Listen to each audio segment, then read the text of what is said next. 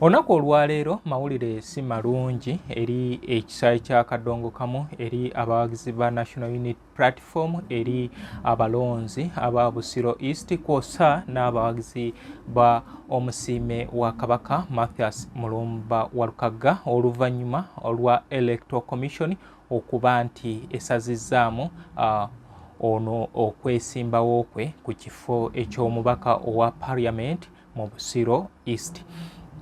Electoral Commission eze nga eraga nti waliwo eyawawaabira Mathias Mulumba Walukagga wadde ye petitioner tebamulaga yawawaabira Mathias Mulumba Walukagga nti ebiwandiiko bye tebiwera ebimusobozesa okubeera nga yeesimbawo ku kifo ekyo, era agwa mu kiwandiiko kya Electoral Commission kye tulaba ku screen okwo balaga nti okusinziira ku kwekebejja kwe baakoze ono teyasobola kubanga atuukiriza kye bayandiise minimum requirements. Mathias Mulumba Walukagga nojjukira nti yabadde meeya wa Kyengera Town Council nga eno abaddeyo okuva mu mwaka gwa 2021 we yeesimbawo ate munnange akalulu n'akamegga oba n'akawangula nga banne be yali yeesimbyewo nabo era nabo baalinga oba oliawo bino bye tulabye e Busiro bajja bamugaya olw'okuba nti avudde mu ndongo najja yeesimbawo. Kale Mathias Walukagga kubanga Electoral Commission elaga nti yakolesa ebiwandiiko bya mature entry.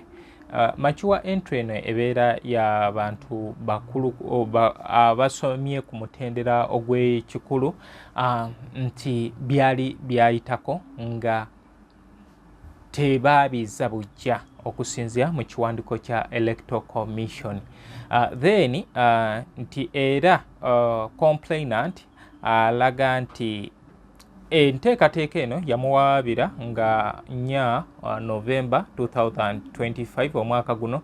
Jjukira nti Mathias Mulumba Walukagga n'ababaka abalala bonna okwetooloola Uganda baatandika okwewandiisa ndowooza ennaku z'omwezi zaali 22 naye Mathias Walukagga ye yeewandiisa nga 23 ogw'Ekumi 2025 wali Wakiso, era Electoral Commission Wakiso District Registrar Wakiso District ne balaga nti ebintu byabawadde byebyo ebituufu, naye ate wano oluvannyuma oli wamala okuwawaabira ne balaganga ebintu ebitaatuukirira, era omukulu akulira Electoral Commission bya Mukama byakoze yataddeko omukono ng'akkiriziganya n'ebyo ebivudde mu kulondoola kwabwe enteekateeka eno, kubanga balaze nti baze bakola entuula ez'enjawulo nga 7 nga 10 n'emeka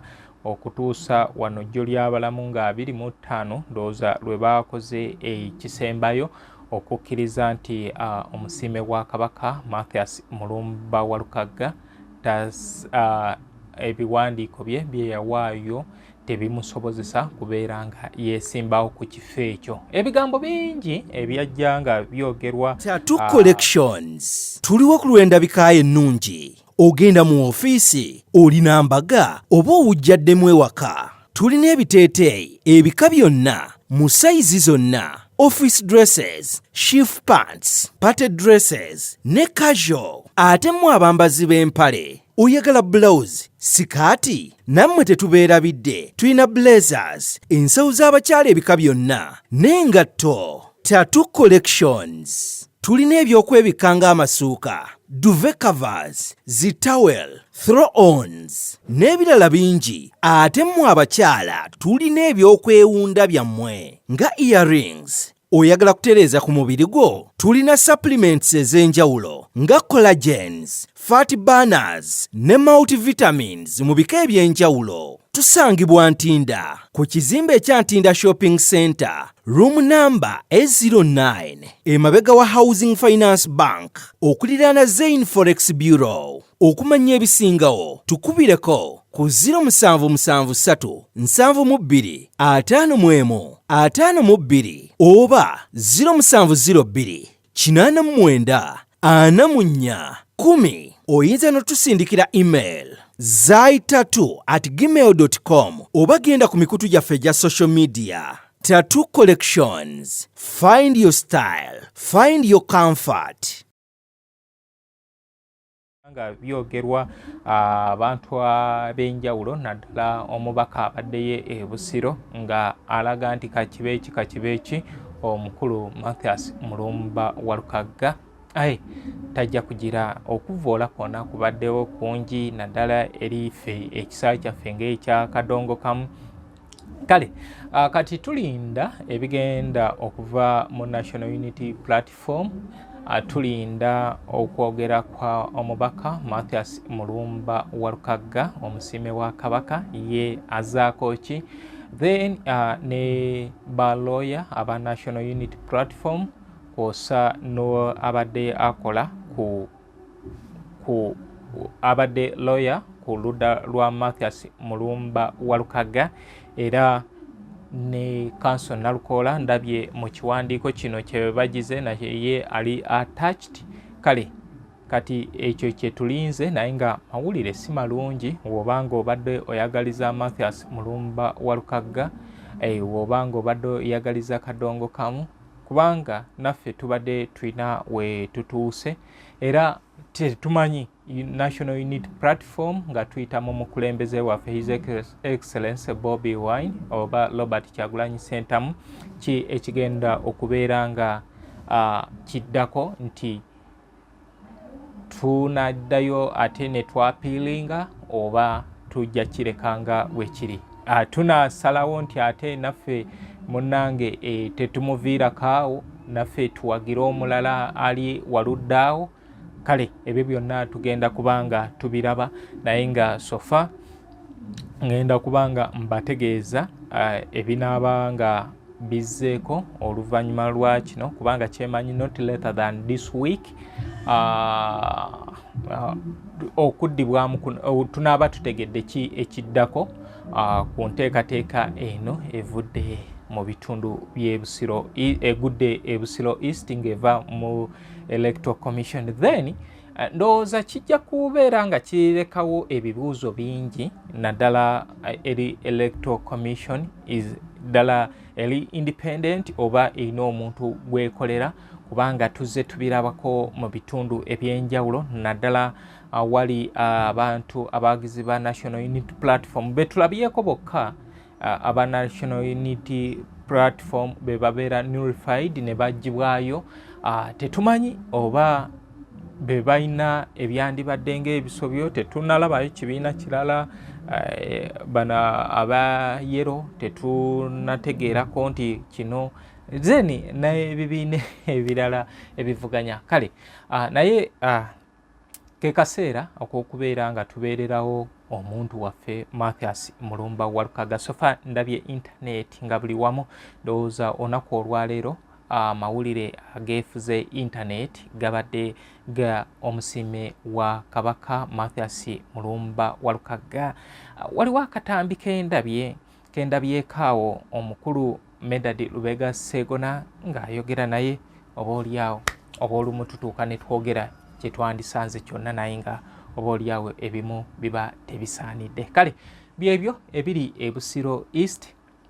Mawulire tegasanyusa weewaawo essanyu ly'amalembo kubanga waliwo ate abakuba gudiikudde naye kiggwa kitya kubanga kino si kyenkomeredde tukisuubira mu maaso kaawo. Nze Muzungu David Kadongo Kamu music analyst naye nga olunaku olwaleero koze ne Didi ku kamera.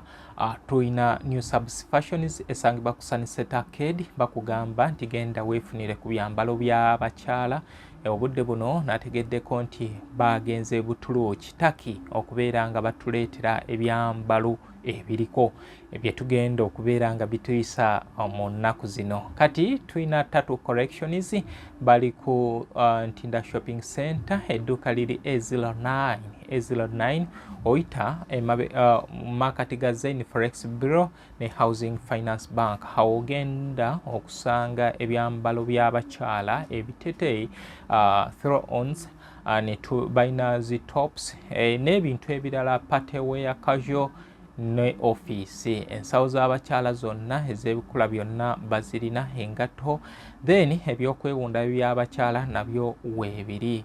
Mwe abaagala okubeera nga muwunda emibiri gyammwe collagens zonna zi fat burners nazo wezezi multivitamins weziri. Kati Ama's Closet for tops and more bali wali ku Ham Shopping Grounds, edduuka liri 252 wogenda okubeera ng'obasanga ku block D. Kati wonoova ku Ama's ogenda kugenda wali Ensago tuliyo nga 18 lunaabeera Lwakuna, endongo etandika misana tuku okutuusa eyo mu kiro. Kale nsaba nti tugendeyo tuwagire tunyumirwe ku ndongo tunyumirwe ku ndongo ya Kadongo Kamu egenda kubeera ku Be-Easy Hotel and Bar bali wali Ensago ku Lwenakawuka. Kale Kikaya College and Vocational School webali budde buno mpozi gwe ng'oyagala omwana okumutwala ku Kikaya College naye nga kati essira ye vocational, twalayo omwana mu luwummula luno abeereko ne course ey'omu mutwe gy'asobola okuyingiza mu mutwe gwe. Kale Twinex International ne St. Michael Educational Center nabo tutambula nabo abeetaaga ennyimba zino eza Kadongo Kamu namwe musobola okututuukirira. Tuli Kasubi ku basooka kwa vula stage weweesi twanojja oluyimba nduteerako nusu 5 ntandikira ku nnyimba za 15 ku WhatsApp lwa nusu 10 ntandikira ku nnyimba za 15. Abaagala ebivulumaziika documentaries n'ebirala namwe tubaaniriza. Mwe abalina tape mwagala okuziggyako ennyimba nakyo tukikola. Twebaza buli omu eyeerekereza n'abanga tuwagirako mu nteekateeka eno abatuguzeeko ennyimba abatuwadde obuwagizi obuyambi obw'enjawulo namwe tubeebaza. Kale nze Muzungu David Kadongo Kamu, music analyst. Tattoo Collections tuliwo ku lw'endabika ennungi. Ogenda mu ofiisi olina mbaga oba owujjaddemu ewaka. Tulina ebiteeteeyi ebika byonna mu sayizi zonna, office dresses, chief pants, party dresses ne casual. Ate mu abambazi b'empale oyagala blouse, sikaati nammwe tetubeerabidde. Tulina blazers, ensawo z'abakyala ebika byonna n'engatto. Tattoo Collections tulina ebyokwebikka ng'amasuuka, duvet covers, zitawel, throw-ons n'ebirala bingi. Ate mu abakyala tulina ebyokwewunda byammwe nga earrings. Oyagala kutereeza ku mubiri gwo? Tulina supplements ez'enjawulo nga collagens, fat burners ne multivitamins mu bika eby'enjawulo. Tusangibwa Ntinda ku kizimbe ekya Ntinda Shopping Center, room number A09, emabega wa Housing Finance Bank, okuliraana Zain Forex Bureau. Okumanya ebisingawo tukubireko ku 0773 72 51 52 oba 0702 89 44 10. Oyinza n'otusindikira email zaitattoo@gmail.com oba genda ku mikutu gyaffe gya social media. Tattoo Collections, find your style, find your comfort.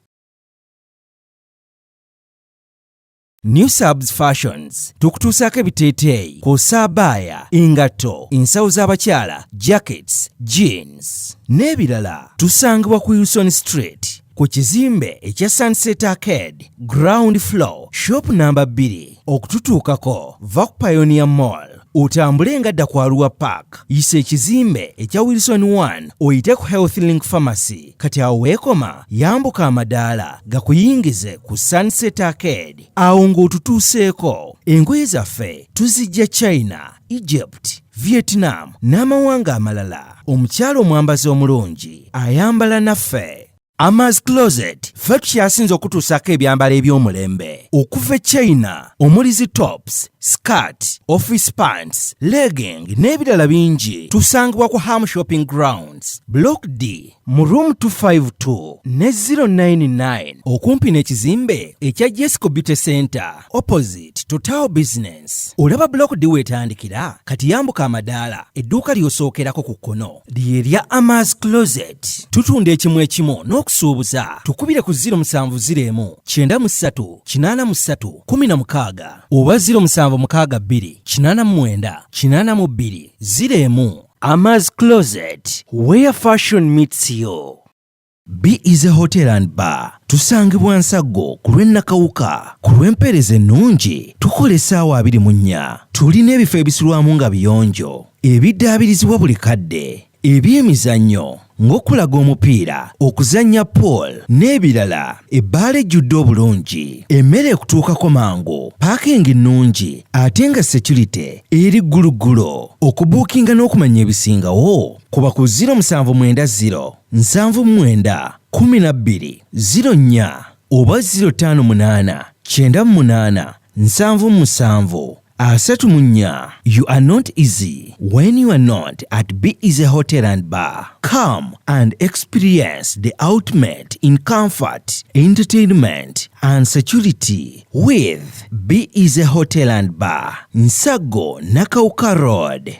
Yino Chikaya College School essomero eryegulidde erinnya mu kusomesa abaana ate ne bayita ssomero lya Dene Boarding mix y'abawala n'abalenzi senior 1 paka senior 6. Balina library, science, kone computer labs byonna bijjudde. Balina arts ne science subjects, co-curricular activities, kone section y'ebyemikono omuli okusiba enviiri, okukanika n'ebirala ebigwa mu kkowe eryo. Omwana n'ava ku ssomero lino ng'ali self contained. Kyewuunyisa ensimbi zaabwe ze zijja mu nsawo ya buli muzadde. Basange Chikaya Bulenga Mitiana Road. Okumanya ebisingawo noti 757 mukaganya emwemu 5 7. Chikaya College School, education for development.